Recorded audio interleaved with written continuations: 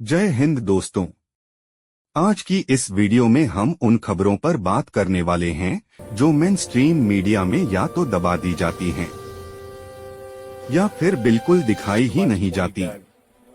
हाल के कुछ घंटों में जियोपॉलिटिक्स से जुड़ी ऐसी कई बड़ी अपडेट्स सामने आई हैं जिनका सीधा असर भारत की विदेश नीति, भारत की सुरक्षा और आने वाले रणनीतिक फैसलों पर पड़ सकता है। इसलिए इस वीडियो को अंत तक ध्यान से देखना बेहद जरूरी है। Listen up, team. We've got new coordinates to secure. Stay sharp and move out in formation.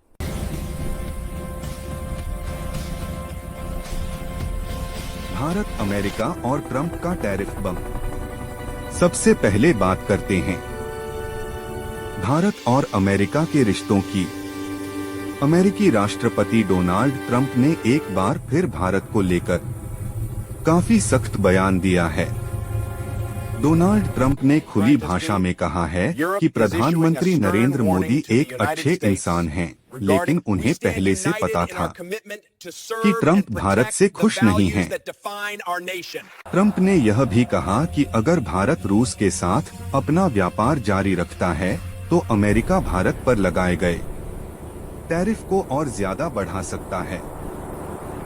यह कोई मामूली चेतावनी नहीं है। खबरों के मुताबिक अमेरिका भारत पर लगाए गए 50% टैरिफ को 70 या 80% तक ले जाने पर विचार कर रहा है। यहां तक कि कुछ सेक्टर्स में टैरिफ 500% तक बढ़ाने की बातें भी चल रही हैं। दोस्तों, यह बयान ऐसे समय में आया है जब अमेरिका ने वेनेजुएला में काफी आक्रामक एक्शन लिए हैं। इससे साफ संकेत मिलता है कि डोनाल्ड ट्रंप इस वक्त इकोनॉमिक प्रेशर को एक हथियार की तरह इस्तेमाल कर रहे हैं।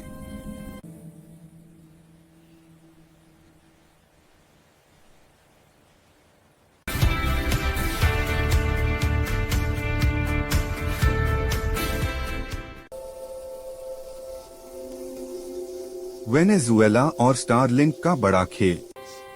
इसी पूरे घटनाक्रम के बीच एक और बेहद अहम अपडेट सामने आती है जो सीधे तौर पर सैटेलाइट इंटरनेट और नेशनल सिक्योरिटी से जुड़ी हुई है। एलन मस्क की कंपनी स्टारलिंक ने अचानक वेनेजुएला में अपनी इंटरनेट सेवाएं एक्टिव कर दी हैं। पहले वेनेजुएला में स्टारलिंक की कोई आधिकारिक सर्विस मौजूद नहीं थी, लेकिन अब कंपनी ने ऐलान किया है कि अगले 1 महीने तक वेनेजुएला के लोगों को फ्री सैटेलाइट इंटरनेट दिया जाएगा। एक्सपर्ट्स का कहना है कि इतनी तेजी से किसी देश में सैटेलाइट इंटरनेट का चालू हो जाना एक बहुत बड़ा सवाल खड़ा करता है। क्या बिना किसी देश की सरकारी अनुमति के इस तकनीक का इस्तेमाल किया जा सकता है? माना जा रहा है कि स्टारलिंक के सैटेलाइट्स पहले से ही उस इलाके को कवर कर रहे थे और जरूरत पड़ते ही इंटरनेट सर्विस तुरंत चालू कर दी गई। यही बात अब दुनिया के कई देशों के लिए एक नया सिक्योरिटी रिस्क बनकर सामने आ रही है। भारत, फ्रांस और यूरोप की चाल। अब बात करते हैं भारत और फ्रांस से जुड़ी एक बेहद अहम कूटनीतिक हलचल की। यूरोप और नाटो के भीतर अगर कोई देश अमेरिका को आंख बंद करके फॉलो नहीं करता तो वह देश है फ्रांस। बीते वर्षों में कई बार फ्रांस ने अमेरिकी नीतियों का खुलकर विरोध किया है, खास तौर पर डिफेंस डील्स और मिलिट्री इंटरवेंशन के मामलों में। लेकिन वेनेजुएला संकट पर फ्रांस ने अमेरिका का खुलकर विरोध नहीं किया। इसी बीच एक बड़ी खबर आती है कि भारत के विदेश मंत्री डॉक्टर एस जयशंकर नए साल 2026 की पहली इंटरनेशनल विजिट पर फ्रांस पहुंचे हैं।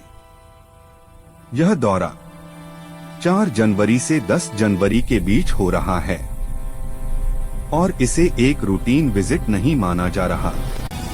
इसके बाद विदेश मंत्री जयशंकर लक्समबर्ग भी जाएंगे, जहां यूरोपियन यूनियन से जुड़े कई अहम मुद्दों पर बातचीत होगी। भारत की कोशिश साफ है, अमेरिका के बढ़ते दबाव के बीच यूरोप को एक मजबूत विकल्प बनाना।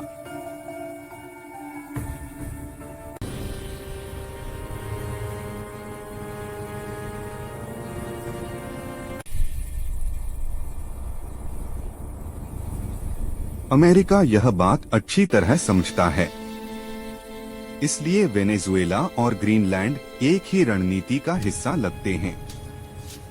लेकिन भारत किसी के इशारे पर नहीं चलता। भारत ने फिलहाल चुप्पी साध रखी है, लेकिन यह चुप्पी कमजोरी नहीं है, यह रणनीति है। भारत ताकत को तौल रहा है और सही वक्त का इंतजार कर रहा है। इसी बीच एक बड़ी खबर फ्रांस से आई है। विदेश मंत्री एस जयशंकर की मुलाकात फ्रेंच राष्ट्रपति इमैनुअल मैक्रोन से हुई है। मैक्रोन ने भारत आने का न्योता स्वीकार कर लिया है। भारत 2026 में ब्रिक्स की अध्यक्षता करेगा और फ्रांस ने खुलकर भारत का समर्थन किया है।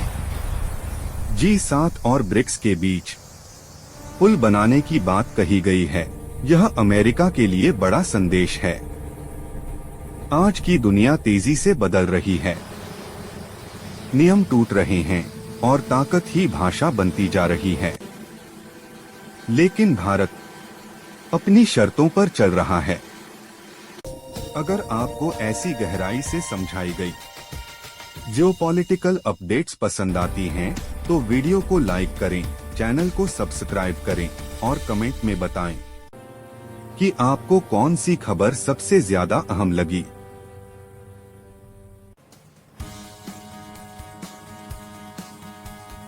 अमेरिका के अंदर भी हलचल है। डेमोक्रेटिक पार्टी ने चेतावनी दी है कि संसद की मंजूरी के बिना हमला हुआ तो सैनिकों को देशद्रोही माना जाएगा। लेकिन सच्चाई यह है, ट्रंप के पास राष्ट्रपति की पूरी ताकत है।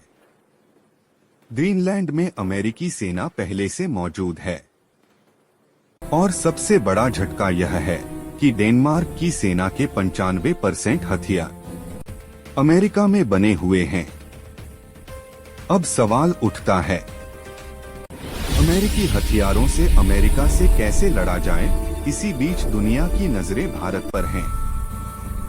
भारत ने अभी तक कोई आधिकारिक बयान नहीं दिया है, लेकिन डेनमार्क को उम्मीद है कि भारत उसका समर्थन करेगा। और यही भारत की असली ताकत है, क्योंकि भारत आज सिर्फ एक क्षेत्रीय ताकत नहीं, बल्कि उभरती हुई वैश्विक शक्ति है।